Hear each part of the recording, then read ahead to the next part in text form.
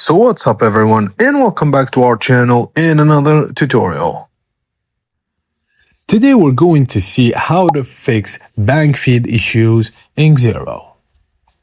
To do so, from your Xero dashboard, click the help icon or the question mark at the top right corner.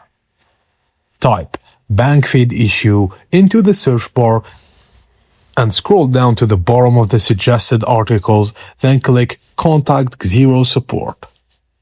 You will be asked what your issue is about. Just select bank accounts and feeds. Categorizing this correctly ensure your ticket is routed straight to the specialized banking engineering team. Do not just say my feed is broken, just explain as much as you can.